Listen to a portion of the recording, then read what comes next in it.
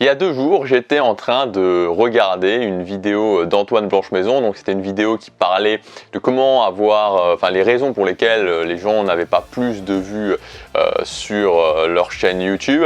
Donc je suis régulièrement les vidéos d'Antoine Blanchemaison, j'aime vraiment beaucoup son travail. À la fin de cette vidéo, j'ai voulu poster un commentaire et en allant dans la fenêtre des commentaires, là où se trouvent les commentaires, j'ai vu justement qu'on parlait de moi. J'ai vu Gabriel Clément, et donc là je me suis dit, ok, Gabriel Clément, ok, c'est moi Gabriel Clément, donc qu'est-ce qui se dit sur moi? Et alors, c'était même pas un commentaire, c'était carrément une discussion qui s'était ouverte entre différentes personnes.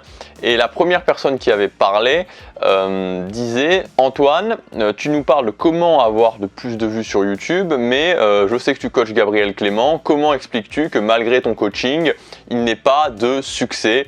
Manque de charisme, point d'interrogation. » Voilà, donc je mettrai peut-être le commentaire ici pour que vous ayez, voilà, et la vidéo ici si vous voulez aller la voir, enfin si vous voulez aller voir la vidéo et les commentaires.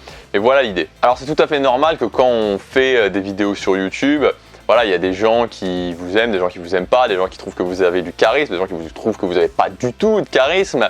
Et voilà, ça fait partie du jeu. Là, j'ai eu envie de faire une vidéo à ce sujet-là, tout simplement parce que ce qui me dérangeait un petit peu, c'était le fait d'être pris finalement pour preuve et que ce soit pas moi qui soit attaqué, soit plutôt, enfin même si j'étais un petit peu, mais enfin, que ce soit plutôt Antoine qui était attaqué et que j'étais pris pour preuve. Donc j'ai eu envie de répondre, alors pas trop sur la forme, parce que bon, ça, voilà, c'est pas très intéressant de répondre sur la forme, mais plutôt de répondre sur le fond. La première chose, au niveau du fait que j'ai pas eu de succès. Alors il faut savoir une chose, c'est que moi, début 2015, je me suis lancé un pari, c'est d'1 an pour atteindre la liberté financière. Donc 1 an pour ne pas retourner travailler comme salarié après cette année. Donc en mars 2015, j'ai ouvert mon premier blog et en novembre 2015, donc 6 mois après, j'avais dépassé les 1 000 € par mois, ce qui m'a permis de me dire ok, j'en suis capable, je peux le faire, j'ai atteint ce premier palier un petit peu fatidique des 1 000 € par mois, ça va continuer à monter, donc voilà, c'est une première victoire. Et j'avais un deuxième projet déjà que j'avais en tête, que j'allais lancer, j'étais sur le point de le lancer. Et en travaillant sur ce projet-là, je me suis dit, ok, maintenant que tu sais que tu peux le faire, maintenant que tu sais que tu as réussi, qu'est-ce que tu veux vraiment faire? C'est quoi ta vision? Vous savez, je vous parle souvent de vision. Et là, ça m'a apparu rapidement que ce que je voulais faire, c'était aider les gens qui s'étaient trouvés dans ma situation, dans la situation dans laquelle j'étais il y a 4, 5, 6 ans. Pouvoir dire aux gens que oui, c'est possible, oui, on peut atteindre ce qu'on veut et leur partager mon expérience à ce niveau-là, leur partager aussi ma méthode, ce que je considère, le fait de travailler au quotidien, ce que je considère comme la meilleure méthode, mettre en place des habitudes, être régulier, ce dont je vous parle sur cette chaîne. J'avais 2 objectifs principaux sur cette chaîne. Le premier objectif, c'était de poster une vidéo tous les jours pendant 366 jours, c'est-à-dire du 1er janvier 2016 jusqu'au 1er janvier 2017. Et le deuxième objectif, c'était de me dire, ok, sur cette chaîne-là aussi, si je prends simplement cette chaîne-là, Gabriel Clément, à la fin de l'année, je peux aussi vivre uniquement de cette chaîne-là. Aujourd'hui, je peux vous dire que les 2 objectifs sont atteints à 95%, quasiment 100%, et donc c'est voilà, je suis vraiment très content à ce niveau-là. Je suis content d'avoir créé une audience qui était qualifiée. Je remercie voilà, tous les gens qui me regardent au quotidien, tous les gens qui me font confiance aussi pour les formations. Ça, voilà, ça veut dire beaucoup de choses pour moi. J'ai d'autres objectifs pour 2017, de nouveaux objectifs pour 2017 qui sont alors assez ambitieux. Franchement, ils sont assez ambitieux. Mais voilà, je pense que je vais attendre un petit peu. Je vais pas gâcher le suspense. J'ai envie de vous les partager là, mais je les partagerai à la fin de l'année, juste avant le début de l'année prochaine ou tout début de l'année prochaine, je sais pas, je vais voir, mais c'est pas mal du tout. La deuxième chose dont je voulais parler, en fait, je voulais rebondir justement sur ce qu'ils ont dit dans cette discussion, parce qu'à un moment donné, ils parlaient de format, du fait que je faisais que des vidéos fixes et que c'était pas assez original. Donc bon, premièrement, il faut savoir que c'est faux, parce que de janvier à mars 2016, j'ai fait que des vlogs. Après, je me suis aperçu que c'était quand même compliqué de vraiment faire passer un message avec les vlogs, donc j'ai commencé à alterner vlog et vidéos fixes.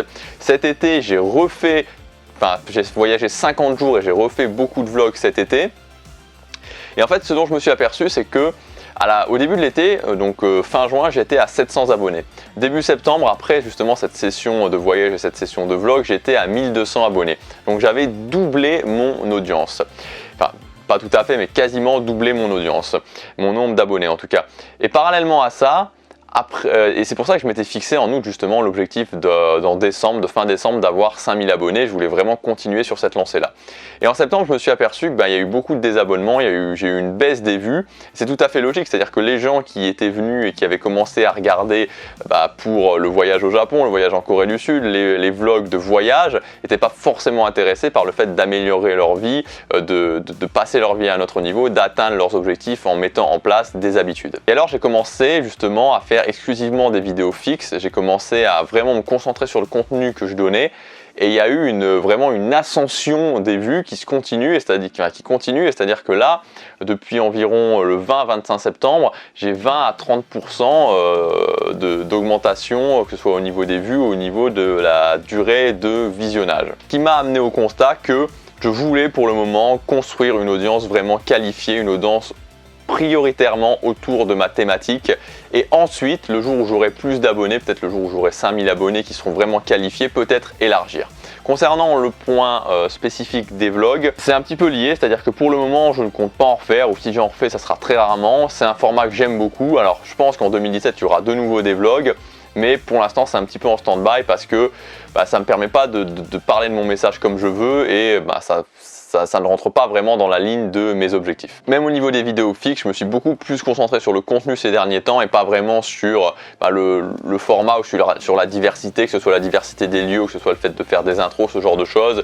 Mais je vais un petit peu me remettre là-dessus. Il y a pas mal justement de nouveautés qui vont arriver très bientôt à ce niveau-là. Et enfin, le dernier point sur Antoine, sur le coaching avec Antoine. Alors moi, ce que je peux dire, c'est que j'ai eu beaucoup de coachs, je travaille vraiment au niveau du coaching.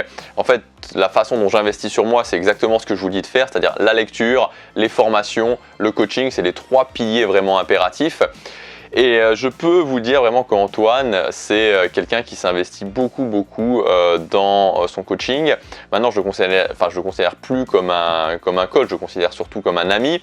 Maintenant, on continue à travailler ensemble, mais il est vraiment très investi et c'est très agréable de travailler avec lui. Et la dernière chose, par rapport à la légitimité qu'il a de donner des conseils, son message c'est quoi? C'est que pour vivre de sa chaîne YouTube, on n'est pas obligé d'avoir une énorme audience, on n'est pas obligé de mettre de la publicité, on n'est pas obligé d'être dans des thématiques comme l'humour, comme le gaming. On peut, autour d'une petite audience, en apportant de la valeur à cette audience, en étant sur une thématique ciblée, réussir à vivre de sa chaîne YouTube. Et je crois que il a largement prouvé que c'était possible.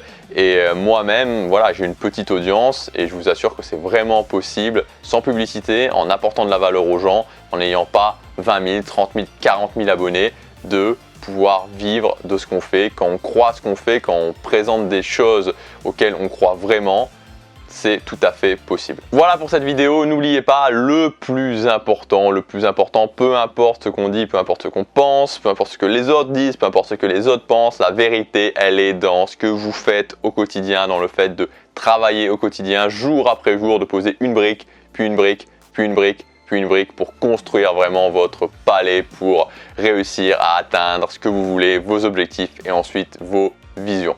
Je vous dis à demain, passez à l'action, chaque jour compte.